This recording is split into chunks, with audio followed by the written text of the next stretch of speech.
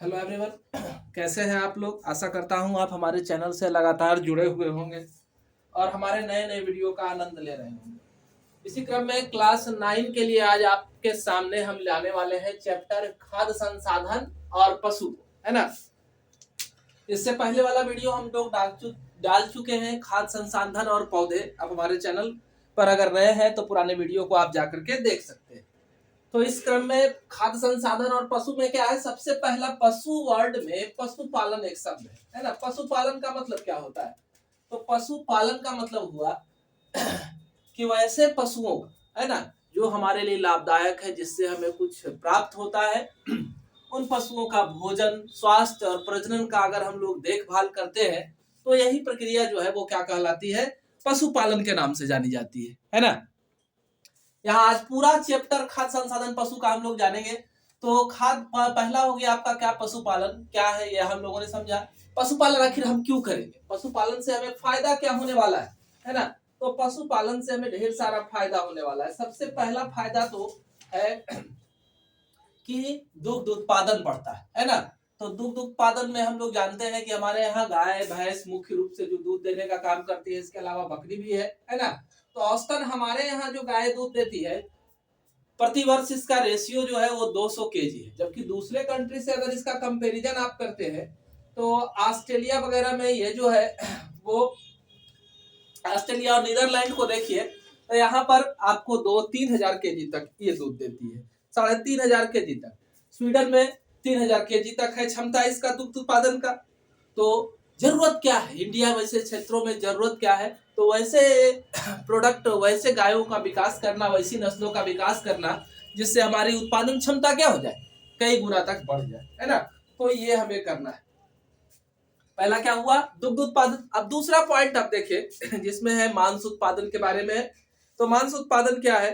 तो हम जानते हैं कि हमें उस तरह के मुर्गियों का नस्ल या बकरियों का नस्ल का पालन करना चाहिए जो कम अनाज या चारा की खपत में ज्यादा उत्पादन को कर सके, है ना। हमारे यहाँ ऐसे भी, हमारे यहाँ मांस का औसतन खपत जो है वो 131 ग्राम पर व्यक्ति है ना। जबकि दूसरे कंट्री जैसे अमेरिका से आप अगर अपनी तुलना करते हैं तो 1318 केजी औसतन प्रति वर्ष है वहां किसकी, मांस की क्षमता, है ना। अंडा उत्पादन, तो हमारे देश में अंडा का भी खपत जो है उस हिसाब से काफी कम है ना। प्रति व्यक्ति अगर देखा जाए तो मात्र 6 अंडा है। अमेरिका वगैरह में 295 अंडा प्रति व्यक्ति खपत वार्षिक होती है ना। तो ये हम लोग देख रहे हैं क्या पशुपालन से हमें क्या फायदा होने वाला है। तो अब यहाँ पर अंडा उत्पादन के लिए भी हम लोग बेहतर नस्लों का प्रयोग कर सकते हैं जिससे हमारी उत्पादन क्षमता क्या हो सकती है, बढ़ सकती है। मछली उत्पादन, है ना। सामान्यतः भारत में क्या है, मछली मारना है, पशुपालन के जैसा तो कुछ विशेष है नहीं अभी, फिर भी थोड़ा बहुत विकास हुआ है।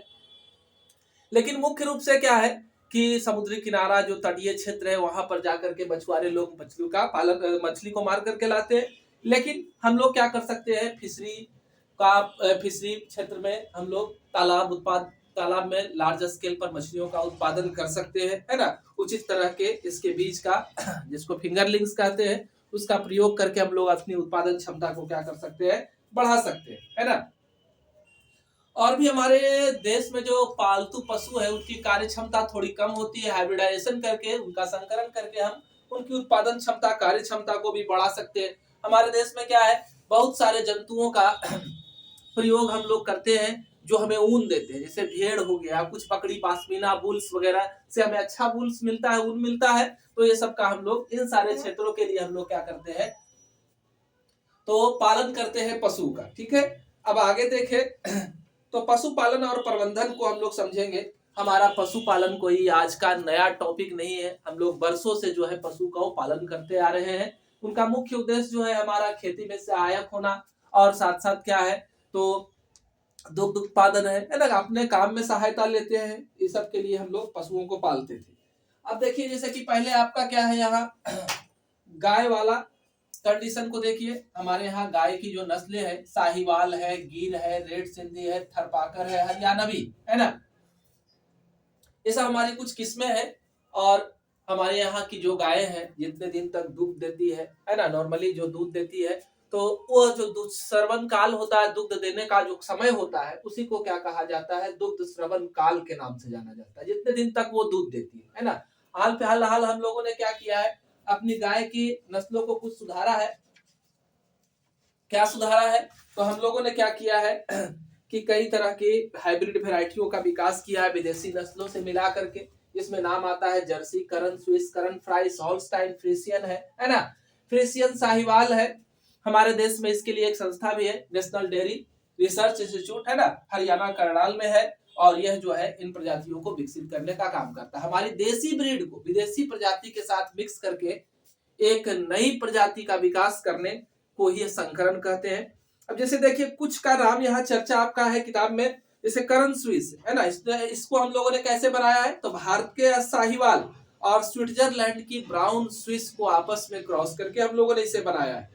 इसी तरह से आपकी एक प्रजाति है करन फ्राइस है ना, तो करन फ्राइस को हम लोगों ने थरपाकर और हॉलैंड की हॉल्स्टाइन फ्रीसियन के साथ मिला करके बनाया है ना। फ्रीसीवाल है, तो साहिवाल और हॉल्स्टाइन फ्रीसियन को मिला करके हम लोगों ने क्या किया है, इसका निर्माण किया है। फायदा क्या होता है, फायदा है कि इससे उत्पादन क्षमता हमारी क्या हो जाती है, बढ़ जाती है। पहले जो दूध देती थी उससे कई गुना हमारा दूध का उत्पादन जो है बढ़ जाता है। अब कुछ चीज है, जैसे भारत के गाय का वैज्ञानिक नाम आपको याद रखना है, बैस इंडिकस है। भारत के भैंस का वैज्ञानिक नाम याद रखना है, बैस ब्यूबेलिस। भारत में भैंस और गाय की मिलाकर के कुल 32 प्रजातियां पाई जाती है और जिसका उत्पादन में हम लोग प्रयोग करते हैं।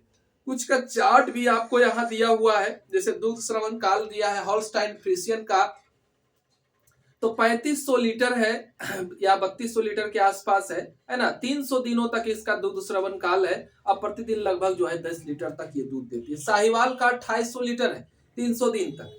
हॉल्स्टाइन फ्रीसियन का 16,000 लीटर है ना, 365 दिन तक ये दूध देती है। फ्रीसीवाल है 5,000 लीटर है, 326 दिन तक ये दूध श्रवण करती है। गाय का दूध, अब पूछ रहा है गाय का दूध क्या है ना, तो गाय का दूध जो है वो काफी मात्रा में प्रोटीन को रखता है, वसा को रखता है ना। इसके अलावा विटामिन भी काफी प्रचुर मात्रा में इसमें पाए जाते हैं। तो ये हमारा गाय का पूरा चर्चा था। इसके बाद अब हम लोग भैंस की ओर चलते हैं, है ना। भैंस में हमारे यहाँ लगभग 10 प्रजातियां हैं, जिसमें नागपुरी है, सुरती है, नीली रवि है, मेसारा है, जाफरवादी है ना। ये सब कुछ नस्लें हैं हमारी भारतीय भैंस की, है ना। और ज्यादा उत्पादन देने वाला नस्ल जो आपका एक है वो क्या है, मुर्रा। क्या नाम है, मुर्रा, है ना। ज्यादा उत्पादन वाला क्षमता वाला है ये। दूध श्रवण काल में लगभग ये 2000 लीटर दूध देती है ना। और लगभग और जो नस्ल है वो 1500 लीटर के आसपास एवरेज रहती है। मेहसाना और सुरती जो है सामान्यतः ये गुजरात में पाई जाती है ना। भैंस के दूध में वसा, विटामिन ई, प्रोटीन और कैल्शियम, फास्फोरस जो है गाय की तुलना में कुछ ज्यादा ही पाए जाते हैं, ठीक है। इसके अलावा सोडियम, पोटेशियम और कोलेस्ट्रॉल इसमें काफी कम मात्रा में रहते हैं, ठीक है। तो ये सब हम लोग देख रहे हैं अभी पशु संसाधन, खाद्य संसाधन में। अब दही, हमारा दूध का उत्पाद क्या क्या है, खोआ, रबड़ी है, पनीर है ना। तो ये सब 2-4 नाम आप तो याद रखेंगे ही। अब है एक आपका प्रजनन और दुग्ध स्राव।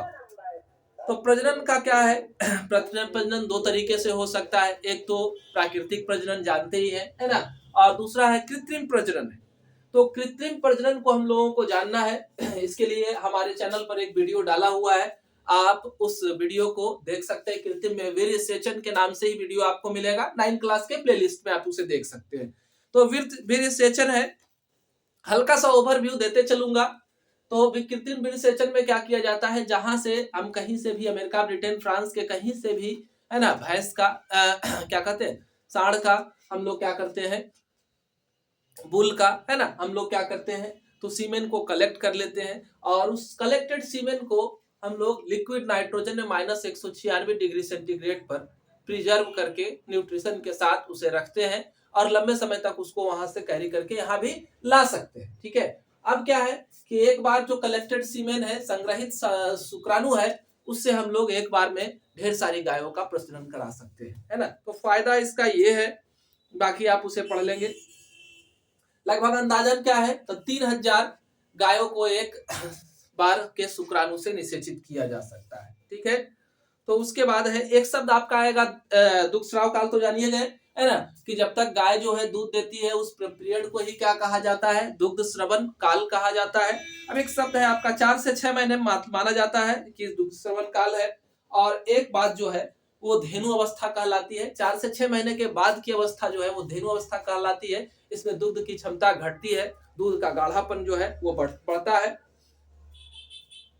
और इसके बाद धेनु की अवस्था के बाद धीरे धीरे और दूध की क्षमता जो है वो घटने लगती है, वो बकेनु कहलाता है ना। धीरे धीरे ये दूध देना बंद कर देती है, तब की अवस्था को क्या कहते हैं, बीसुकी कहा जाता है। ठीक है, तो अब है कि हम पशुपालन पालन कर रहे हैं, गाय भैंस को पाल रहे हैं, तो उसके भोजन और स्वास्थ्य के बारे में विशेष ख्याल रखना हमें पड़ेगा, है ना। तो भोजन और स्वास्थ्य में क्या है कि इन्हें संतुलित भोजन मिलना चाहिए, सभी तरह के भोजन में सभी तरह के अवयव होने चाहिए, उपस्थित होने चाहिए, जिनसे उनका विकास हो। मुख्य रूप से भोजन को 3 भागों में बांटा गया है। पहला रुक्षांश है, दूसरा सांद्र पदार्थ है, और तीसरा पेयजल। रुक्षांश में क्या आप उसे खिला सकते हैं, तो भूसा, चोकर, चारा, ज्वार, बाजरा, रागी, मकई, फली है ना, बारसीम, लोबिया, ये सब उसे आप दे सकते हैं। कंसंट्रेटेड में दाना, खल्ली जो भी देंगे, मकई, चोकर, ये सब जो आ जाएगा, है ना। पेयजल में पानी तो चाहिए ही, 27 से 36 लीटर 25 लीटर तक पानी आप उसे क्या कर सकते हैं, दे सकते हैं। हमारे यहाँ क्या है, विटामिन, हरा चारा काफी जरूरी होता है गायों के लिए। तो हरा चारा में क्या होता है, विटामिन ए की बहुलता होती है। विटामिन ए में कैरोटीन पाया जाता है ना। ये कैरोटीन जो है वो पेट में जाकर के क्या होता है, विटामिन ए को बढ़ाता है, और विटामिन ए से क्या होता है, हमारा आंख स्वस्थ रहता है। कहता है कि हमारे यहाँ भारतीय परिवेश में जो गाय रहती है उसका खुराक में हरा चारा उसे कितना देना है, तो 15 से 20 केजी हरा चारा होता है। कंसंट्रेट जो है अनाज वगैरह वो 4 से 5 केजी। जल जो है 32 लीटर बता ही चुके, 35-36 जो भी आपको एक सीमा तक। अब हर गाय की क्षमता अलग अलग होगी, कोई कम पानी में काम चला लेगा, किसी को ज्यादा चाहिए, उस हिसाब से हमें चारा और भोजन देना चाहिए। अब कहता है कि हरा चारा की व्यवस्था जरूर होनी चाहिए पशुओं के लिए। तो हरा चारा में आप बारसीम का प्रयोग कर सकते हैं, हाथी घास है, नेपियर जिसको कहते हैं, गिनी घास है, सूडान है, रोड्स घास है, ये सब आप हरा चारा के रूप में जानवर के लिए क्या कर सकते हैं, प्रयुक्त कर सकते हैं। ठीक है, अब देखें कि पशु को जब आप पालेंगे तो पशु को समस्या तो होगी, बहुत तरह का रोग भी उन्हें आएगा, है ना। तो उस रोग से बचाने के लिए आप उचित इलाज और टीके की व्यवस्था करनी पड़ेगी, है ना। तो कुछ रोग को जानना है जिससे क्वेश्चन आपका आता है, जैसे खुर और मुंह का रोग है, ये वायरस के द्वारा फैलता है। इससे मुंह और खुर में जो है छाले पड़ जाते हैं, लार अधिक बनता है, वो जानवर जो है वो सुस्त हो जाएगा, है ना। और क्या है, हल्का हल्का ज्वर रहेगा, कपकपी आएगा जानवर को, खाना कम कर देगा। और कोई भी बीमार होगा तो खाना तो ऑटोमेटिक जो है वो कम होना ही है। अगला है चेचक, उसमें होता है वायरस से शरीर पर जो है छोटा छोटा दाना उभर आता है ना, ज्वर बढ़ जाता है। क्षय रोग है, बैक्टीरिया से होता है, थन में होता है, हाथ में, फेफड़ा में, है ना, संक्रमण होता है इससे। एंथ्रेक्स है, शरीर फूल जाता है, बुखार रहता है, दूध में कमी होती है, हर में भोजन कम करेगा, ठठुना के आसपास से पसीना निकलेगा, है ना। रिंग वर्म कवक है, कवक से होता है, खुजली वगैरह होता है ना।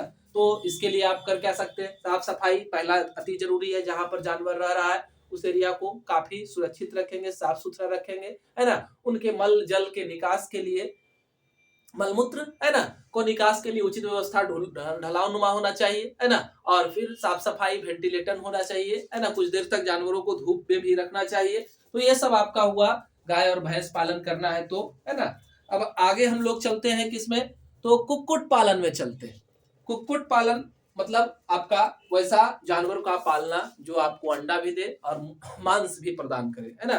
तो इसके लिए खास तौर से हम लोग मुर्गी, बत्तख, टर्की, हंस, गीज, ये सब का पालन करते हैं। ठीक है, तो जो अंडा देता है उसे क्या कहते हैं, लेयर कहते हैं, है ना। और जो मांस देने वाला है उसको ब्रॉयलर कहा जाता है। फायदा इसमें क्या है कि काफी कम समय में, छोटे से क्षेत्र में, कम लागत में हम लोग अधिक उत्पादन करके अधिक लाभ कमा सकते हैं। इसलिए कुक्कुट पालन जो है भारत में काफी जोर से चला है ना। काफी लोग इसे पालते हैं। तो हमारे यहाँ का जो देसी नस्ल होता है कुक्कुट का, वो जो है 60 अंडे प्रति वर्ष देती है ना। लेकिन हमारी मुर्गियां जो होती है वो काफी मजबूत होती है। और ये जो कुछ विदेशी हम लोग पालते हैं जैसे व्हाइट लेगहॉर्न है, रॉक ऑस्ट्रेलार्प है, ससेक्स है, ब्लैक माइनोर्का है, रूडी आइलैंड रेड है, तो ये सब की क्षमता जो है उत्पादन की ज्यादा संख्या में अंडे देते हैं और कम अनाज के लागत में ये ज्यादा उत्पादन भी करते हैं। दूसरा कुछ हमारा संकर किस्म है, जैसे ILS82 है, HH260 है, B77 है, ILS82 है। तो ये सब जो ILS82 और B77 जो है वो सालाना जो है 200 अंडे तक देती है। तो उत्पादन क्षमता तो हमारा बढ़ गया। HH260 जो है वो 260 अंडे तक देती है वार्षिक, है ना।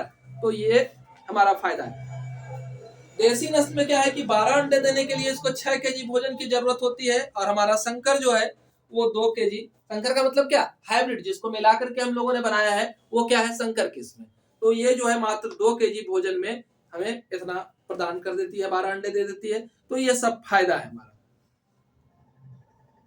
हमारे देश में राष्ट्रीय कुक्कुट फार्म प्रजनन फार्म भी उपस्थित है ना।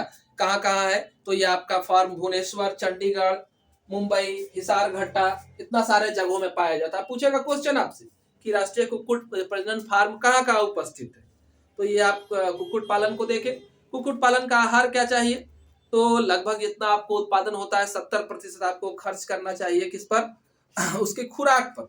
उसे उचित मात्रा में कार्बोहाइड्रेट, विटामिन, वसा, है ना, और क्या चोकर, मक्का, बाजरा जो भी है ये सब आप उसे देंगे खाने में, है ना। तो जीवित मुर्गा के शरीर में 21% तक हमारा जो होता है क्या, प्रोटीन पाया जाता है। 13% अंडे में प्रोटीन होता है। तो इसलिए उसको प्रोटीन की ज्यादा जरूरत होती है। तो प्रोटीन वाले अनाज आपको देना चाहिए इसको भोजन में। इसके अलावा कैल्शियम, फास्फोरस भी चाहिए, कवच बनेगा अंडा का, है ना। तो ये सब इसके लिए बोन मील, सीप पत्थर का चूर्ण वगैरह इसके भोजन में मिला देने चाहिए, है ना, जिससे वो तंदुरुस्त रहेगा, है ना। विटामिन ए का भी खुराक अत्यंत आवश्यक है इसके लिए, है ना। महीन कटा हुआ साग सब्जी आप इसमें मिला सकते हैं। तो ये हुआ। अब बीमारी पूछता है कि कुछ खास बीमारी बताइए जो कुक्कुट में फैलता है। तो पहला आपको याद रखना है रानीखेत, भयंकर संक्रामक बीमारी है, वायरस से फैलता है ना। और अगर तुरंत ही संक्रमित मुर्गियों को नहीं हटाया गया तो आसपास के मुर्गियों को भी संक्रमित कर देते हैं। तो ये है। उसके बाद एक हैजा है ना, इसमें क्या होता है, बदबूदार दस्त होने लगता है मुर्गी को, है ना, पतला बदस्त होता है। तो ये भी खतरनाक है। टीका वगैरह उपस्थित है, हम उसे लगवा करके हम उसे बचा सकते हैं। तो इसके अलावा अगला है हमारा, ये कुक्कुट पालन खत्म हो गया। अब आपका है मत्स्य या मछली उत्पादन को देखना है। हम लोग जानते हैं मत्स्य या मछली उत्पादन को मत्स्यिकी के नाम से जानते हैं। तो मत्स्यिकी में क्या है, हम लोग 2 तरीके से कर सकते हैं, है ना। जलीय संवर्धन करना है इसका तो 2 तरीके से कर सकते हैं। एक तो आपका खारे जल का हो गया और दूसरा आपका मीठे जल का हो गया, है ना। तो बहुत सारा मछली हम लोग, मछली के अलावा भी दूसरी चीजों को पालते हैं, जैसे आपका झींगा हो गया, प्रॉन जिसको कहते हैं, महाचिंगट, लॉबस्टर है, केकड़ा है। ये सब भी मछली के साथ हम लोग पालते हैं। ये भी प्रोटीन का काफी ज्यादा सोर्स होता है ना।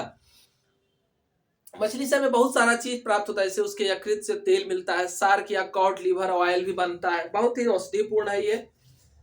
तो मछली पालन हमारा भारत में जानते हैं कि हमारा बहुत लंबा चौड़ा एरिया कोस्टल एरिया है और काफी लोग जो है तटीय क्षेत्र के लोग जो है मछली पालन में भिड़े हुए हैं और हमारा उत्पादन भी इसमें काफी ज्यादा है।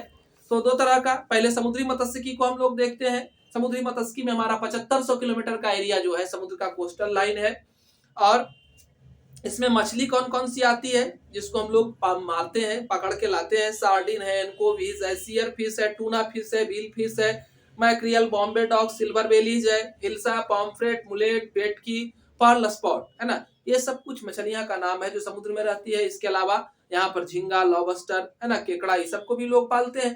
तो मत्स्य समुद्र में जो पालन होता है उसे समुद्री संवर्धन कहा जाता है। अंतःस्थली में हम लोग अपने गांव घर में तालाब वगैरह बना करके क्या करते हैं, तो इनका पालन करते हैं। इसमें कौन कौन सी मछली है, मृदु जल की, मीठे पानी की मछली। तो इसमें आपका कतला आता है, इनापस आता है, मांगुर आता है, रोहू आता है, गरई आता है, सिंघी आता है ना, जासर आता है। तो ये सब कुछ मछलियों के नाम है जिसका हम लोग क्या करते हैं, पालन करते हैं। ठीक है। मछलियों को हम लोग पकड़ते हैं, प्रग्रहण प्रत्यक्षण इसको कहते हैं, है ना। एक है मिश्रित मछली संवर्धन। इसमें क्या है कि हम लोग क्या करते हैं, नदी तालाब में जब मछली का पालन शुरू करते हैं तो कई प्रकार की मछलियों को एक ही तालाब में पालने का काम करते हैं। क्यों? क्योंकि कुछ मछली जो है निचले स्तर के पदार्थों को भोजन के रूप में प्रयोग करती है, कुछ घास को खाती है, ऊपर से गिराए गए कीड़ों को कुछ खाती है। तो इस आधार पर हम लोग एक साथ कई को पाल सकते हैं। जैसे देखिए कि कतला, रोहू, मृगल, कॉमन कार्प और ग्रास कार्प एक ही तालाब में एक साथ इसको पाल सकते हैं, है ना। इससे फायदा क्या होगा एक ही समय में हमारी उत्पादन क्षमता जो है वो बढ़ जाएगी, है ना। कोई खरपतवार खा रहा है, कोई अपने आपस में संघर्ष करेगा नहीं, उत्पादन क्षमता जो है बढ़ जाएगा। हम लोग क्या करते हैं, जब फिशरी छोटी छोटी मछलियों के बच्चे को बनाने की बात आती है तो हम लोग क्या करते हैं, प्रेरित प्रजनन करवाते हैं, है ना। इसमें FSH hormone, follicular stimulating hormone का प्रयोग करके, है ना, लार्ज सुपर ओव्यूलेशन कह सकते हैं, लार्ज स्केल पर अंडाणु का निर्माण कर लेते हैं, है ना। और फिर वो हैच करता है, फटता है, तो हमें फिंगरलिंग्स की प्राप्ति होती है और उसे हम लोग ले जा करके तालाब में डालते हैं, ठीक है। तो ये हम लोगों ने मछली पालन देखा।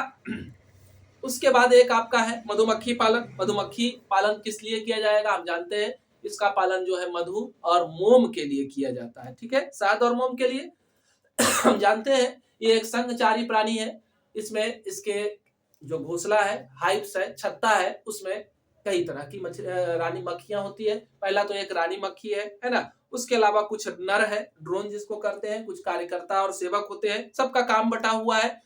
और इस तरह से घोंसला बनाने का मुख्य काम जो है रानी का होता है। एक रानी एक घोंसले में पाई जाती है और जैसे ही रानी की संख्या बढ़ती है फिर वो दूसरा घोंसला का निर्माण कर लेते हैं। हमारा मधु जो होता है काफी पोषक तत्वों से भरा हुआ होता है। मधु में 20 से 40% शक्कर होता है, 0% बाय 0.22 पॉइंट है ना प्रतिशत जो है खनिज है। इसके अलावा विटामिन, एंजाइम पाए जाते हैं, परागकण भी रहते हैं जो पोषक तत्व से भरपूर होते हैं, है ना। हम मधु को रोगाणु रोधक के रूप में जानते हैं, कई सारे बीमारियों से हमको ये बचाता है। मधुमोम का जो काम है वो हमारा प्रसाधन सामग्री, मोमबत्ती, पॉलिश, है ना, दाढ़ी बनाने वाला क्रीम वगैरह के लिए होता है। कृत्रिम रूप से जब हम लोग मधुमक्खी का पालन करते हैं तो इसके लिए हम लोग बी बॉक्स, है ना, मधुमक्खी का पेटी बनाते हैं और उन पेटियों को क्या करते हैं, हमारा आसपास जो भी वैसा क्षेत्र होगा जहां पर फूलों की संख्या ज्यादा है, बागीचा वगैरह, वहां पर उसको रखते हैं और उससे मधु को प्राप्त करते हैं। काफी अच्छा व्यवसाय है ना। खेती के साथ साथ इसको साथ साथ हम लोग कर सकते हैं। तो ये आपका एक ओवरव्यू, बहुत डिटेल से तो नहीं लेकिन एक ओवरव्यू मैंने कोशिश किया कि आपके सामने परोसा जाए खाद्य संसाधन और पशु से। इसके बाद भी अगर समस्या है तो आप कमेंट सेक्शन में जाकर के कमेंट कर सकते हैं और इसका मैंने क्वेश्चन आंसर भी आपके चैनल पर लोड कर दिया है, आप उसे भी देख सकते हैं। धन्यवाद। हमारे चैनल से जुड़े रहें, नित्य नए वीडियो से परिचित होते रहेंगे।